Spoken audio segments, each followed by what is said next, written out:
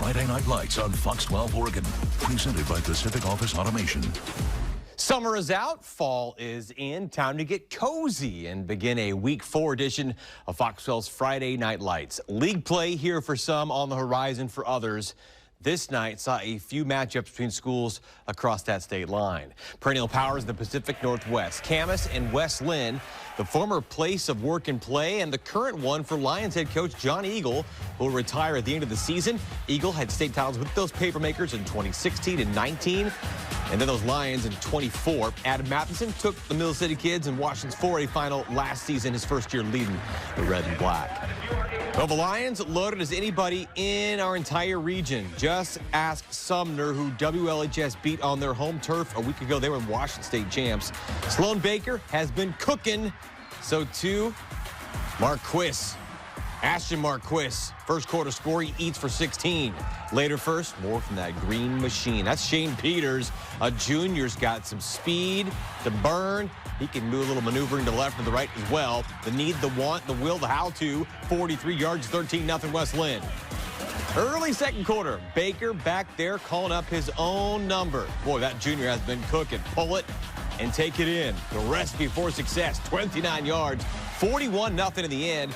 The 2-2 Papermakers turned out to Doc Harris against Coeur d'Alene. Unbeaten West Linn will begin Three Rivers League play at Tigard as the collision course with #1 Lake Oswego now 3 weeks away. Homecoming at Oregon City's Pioneer Memorial Stadium. 2-1 Pioneers kindly welcoming in Skyview High from Vancouver. The Storm riding in with a 4th straight road game to begin the season. Fireworks in September will take it. Pio's up 27-0 at half. We go third quarter. Case and Saffer break some tackles, why don't you, man? Come right to my guy, Kevin Linn, and flex 2. That's a dude. 25-yard score. Pio's up 33-7. How about the Oregon City defensive red shirts? Manning up all night long, just like Aaron Skinner preaches them to do. Right there into the grips of Zyshawn Napier. The senior snags the INT. Wouldn't be a total shutout, though. Skyview junior Kenroy Brown would do his thing, rolling over the defense to get on the board. But that's it, that's all. 33-7, Pio's roll. The OC now heads to Lakeridge to kick off the TRL slate. The Storm finally get to Kiggins Bowl for the late 8 p.m. kick for their home opener, finally in Week 5 on Friday against Decatur. How about a border bash in Banks? The grass, dang green in the home of the 3A Braves from Oregon. 1A Seton Catholic from Vancouver. The Cougars made that WIAA state final last season. Braves charging out strong. Play that could have been a complete disaster, but Nate Lyda, no lies told. Scoop up that fumble and head on way in for 6. He's a legend out there in Braves country already. Seton Catholic hanging strong on defense. X going to mark the spot. Xavier Crank going to cover up the fumble. That's some hard-hitting ball there. But it was all Banks in that first half. Jarrett Martin, a special talent for BHS. Senior truly does it all. Right up the middle. Not a finger. 14-0. Colton Gesser, one of the best quarterbacks in the nation. Never want to go backwards, though. The pressure from Cole Linehan's kids all night long. Next play on that turnover, Henry White waved the flag. 21-zip. In the final, big time for Banks. Big one next Friday, league opener and the new turf at Jervis. Cougs go even deeper to Cresswell in Oregon.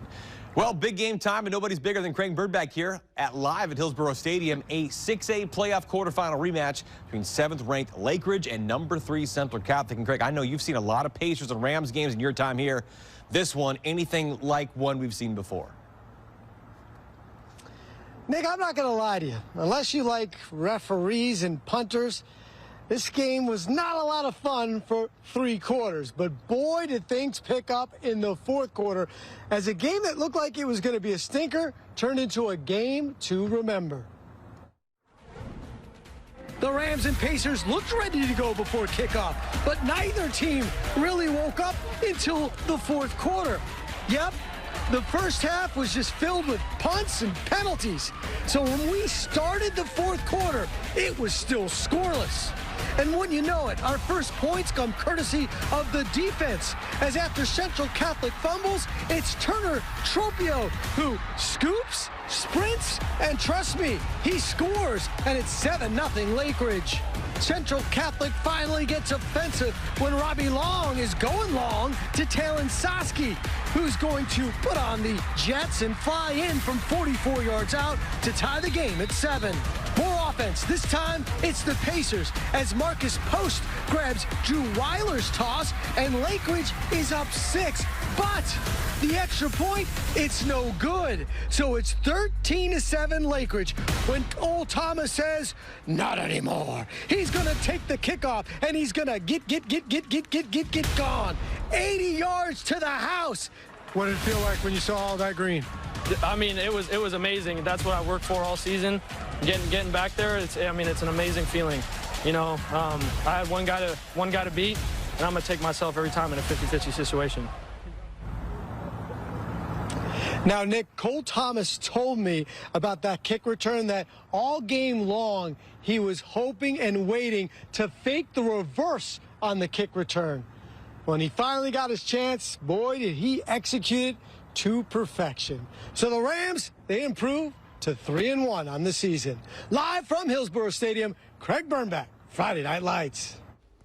Turned out to be pretty darn good. Small town vibes, big league game feel from the rodeo grounds of St. Paul. The Buckaroos playing up in 2A Special District 2. The Colton Vikings made the voyage inside the ring. The Bucks 2-1, Vikings 3-1. First quarter, we got St. Paul's Noah Hockett going to sell the fake. Where'd he go? My guy Brandon, he got sold him on it. He found him. JJ Hempley's got it. He's off for the races. Little push you're going to peg on the score for 50. Bucks on the board first. The ensuing kickoff prepared for takeoff. It's Colton's Brady Caston. Fields and fires up the lane, gets in, tied at 8. Later, Bucks back on the ball in the end zone, too. Hockett makes it look easy. Hudson Weiss wide open in the back corner. Bucks up 16-8. Second quarter, Vikes in the rock. Logan Roberts wants to match the last score. A big throw in front of the corner to Grant Bell. Diving catch for 6. They're down by 2. St. Paul, though, marching back. Look at this ball. Beautiful for the blue shirts.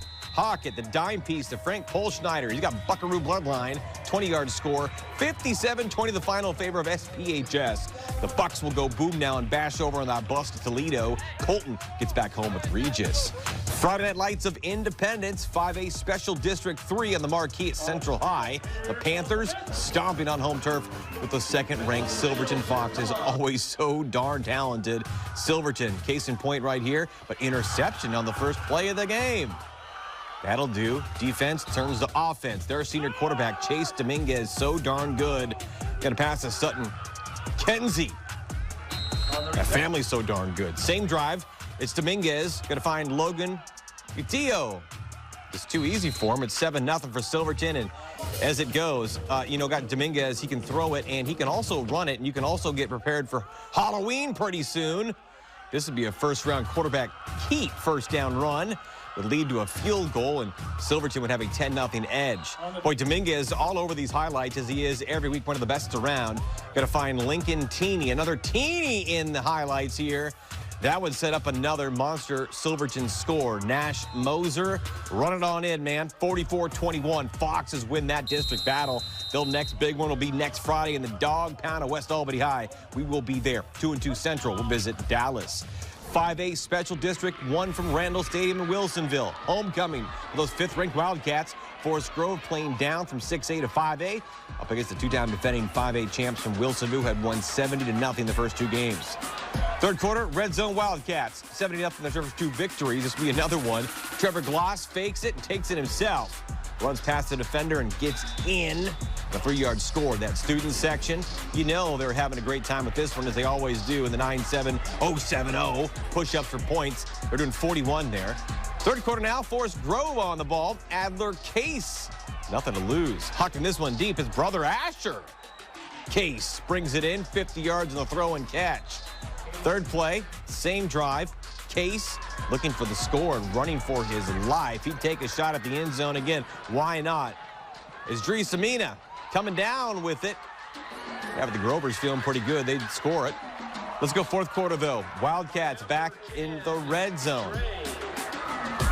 Yeah, it's an INT. Brock Taylor takes the handoff and gets the blocks he would need on his way for the 15-yard score. The Wildcat offense purring all day. 51-7. Wilsonville buses down to South Medford. Vikings get back to their ship with McKay. 6A Special District 1 from capital C. 1-3 Sprague, 2-1 North Salem. Boy, every week we go down there, we see Ja'Kai Phillips doing his thing for North Salem, those Vikings and the Black Unis. Ja'Kai goes real fast, real far, real quick. Number 1 takes it all the way in. 35-yard touchdown. Sprague's lead, it was 14-7 at that point as North on the board. Before those Olympians, they got some runners too. Giovanni, Piero, Mike. Giovanni with some bunch of buds too to take him near the end zone. That's a team play. Same drive. Isaac Tyndall. He'll cash it in. 21-7. And that would be the final score for Sprague to win. The Olympians next turn home with South Salem. North will go down to face Sheldon in Eugene. And nearby places of school and ball. Glencoe and Westview live in different places, Pacific Conference and Metro League, but this night offered a neighborly meetup between the unbeaten teams out west. Battle of those unbeatens through 3 weeks at Hare Field in Hillsboro. The 3-0 Westview Wildcats from Rock Creek. 3-0 Clemson Tide from Glencoe. Both teams headed by former Ducks Dan Weaver and Ian Reynoso. What in the world? We got Heath Thompson. Glitches in the giddy up here, but that's a Westview score. And then this team captain for Glencoe, Daniel Henninger. Look at him go, maneuvering the defense all the way in for the touchdown. That's what a captain would like to do. Glencoe's lead increases. Close game going to the fourth quarter. Tied up 23-19. Nolan Wolf, King Mills for 6. Now we're looking at 3rd and 29 for Westview, trying to look for a miracle with 5 minutes left. All the way backed up would cause them to have to force it here. Picked off by A.J. Schmidt, sealing the game. Tied roll. 37-19. Glencoe moves now operations to Hillsboro Stadium next week with Sherwood. The Wildcats begin Metro League play hosting Jesuit. I'm feeling great. This is our first, this is the first battle that we've had to come through, and the fact that we came out on the other side of the win gives us lots of confidence. We're feeling good. Like I said, this was the game that turned the momentum. I think we're feeling good for the rest of the season. And Glencoe will go down to Hillsboro Stadium again next week with Sherwood. The Wildcats begin back home in Metro League with those Crusaders. F&L along Cornell. The kids are out of the field. Yeah, Sunset Youth Football Night, Sunset Youth Cheer Night, too. About 200 elementary-age kids in purple on that turf. Winners of 2 in a row, the Apollos home with Newberg. Damian Merrick's boys honoring all 5 branches of the military on their jerseys. Always so clean out there for the Apollos. The Tigers always dressed the 9s as well. Newberg, they gave #1 Lake Oswego a run for their money a week ago. And, boy, they are a force to be reckoned with. We've seen that so far this year. Case in point. How about the first offensive snap of the game for the Whites? Chase Mackin, in one of those seniors who's been making an impact his entire career. Number 23, plenty of airtime here on this run. Mackin, can he go? That's the idea. Eventually they're captured by Griffin Ellickson, a 67-yard gain down the right hash. 3 plays, should say 2 plays, 3-yard line. That's a touchdown. Mackin will get the payday. PFOA officials know it's good. It's 7-0 Tigers. First offensive play for Sunset. Well, now what they're looking for here, Austin Wilhelm on his fits. Jumped it, picked it, took over deep in their own territory on the interception. But an eventual field goal miss would keep more points off the board for the moment. Sunset calls out a win. Hard to run the ball on those White Tigers, though. Liam Alexander, farm strong, just swallows the backer, plugging up the hole. It goes nowhere. Later first, we got Newberg on a 3rd and 25. Only wild stuff can happen when a 3rd and 25 shows up on the highlight. Somehow, some way, it's Ethan Hine. No success isn't always a straight line. The Tigers senior shines under the lights on a 56-yard score. Final tally, 56-35. Tigers return home with Centric Pacific Conference opener. The Apollos now begin Metro League play at Mountainside. Still to come, back to the rodeo town of St. Paul. From the dirt on Independence Day to the immaculate grass of the rodeo grounds when football season comes in September. Hey, you reap what you sow. That's next on the show. Plus, we'll keep it in the great outdoors of the PN Dub. Ready, aim, fire. The Mid-Valley Clay Crushers, national champs, and in the sights of our high school spotlight. In this Week 4 edition of Fox 12's Friday Night Lights returns right after this. You're watching Friday Night Lights on Fox 12 Oregon, sponsored by Pacific Office Automation.